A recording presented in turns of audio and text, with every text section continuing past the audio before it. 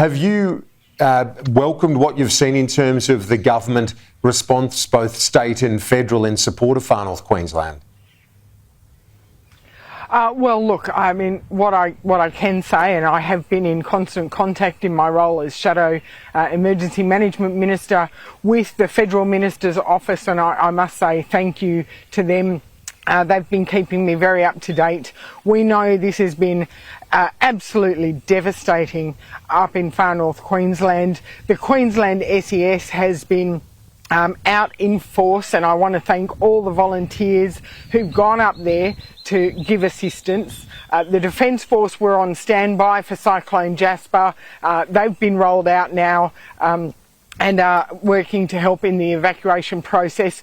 We've got evacuation centres open and operational up there. They will be looking now to transition to recovery centres and getting as much support on the ground as we can for people to start the recovery process, which is often a long-winded process and requires ongoing support. I've just had a briefing from Services Australia today. They're open right now as we speak. They've just opened for applications for Australian government disaster recovery payments and disaster recovery allowance for those people whose work is impacted by this disaster. But now we need to turn to questions. Why was this not forecast? We know through experience, through what we've seen in Western Australia with Fitzroy Crossing floods that came again on the back of a projected cyclone that didn't eventuate, but the tropical low that followed the cyclone was absolutely devastating. So we've heard it before.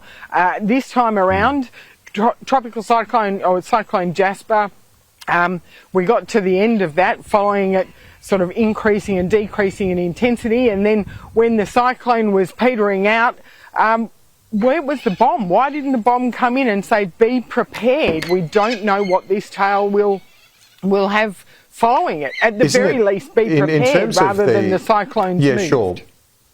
But isn't it inherent in a storm system of this nature that it is unpredictable as well?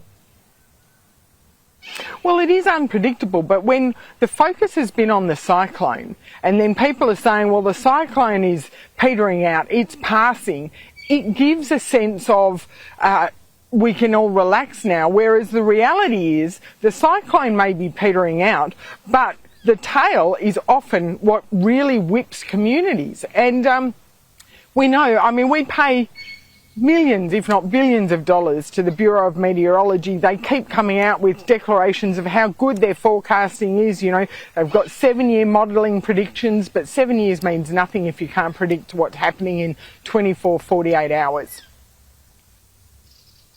Yep. Well, it's, I think there's going to be a fair bit more scrutiny on that front. And just finally, before you go, we're coming into Christmas. I know that this has been an issue that you've spoken to me about in recent months, the cost of living pressures. Your constituents, have you noticed that people have really reined it in this Christmas, given how tough things are for many?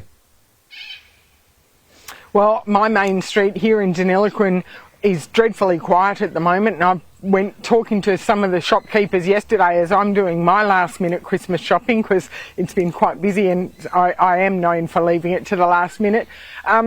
And some of the shopkeepers are saying that it's been quite depressed this year compared to other years, and they would have thought there'd be more people like me ducking in to do a last minute, pick up the last few bits and pieces, but that doesn't seem to have happened. And, you know, the concern is that people are looking to save money, conserve money, or they're buying online, which doesn't always help if you're buying from offshore. It might be cheaper, but it doesn't help our Australian businesses. So wherever possible, please run down the street and pick up your last minute gifts from even the post office is great, but keep it local. Deputy Nationals Leader and Shadow Emergency Management Minister Perin Davey, thanks. Speak to you soon. Thank you.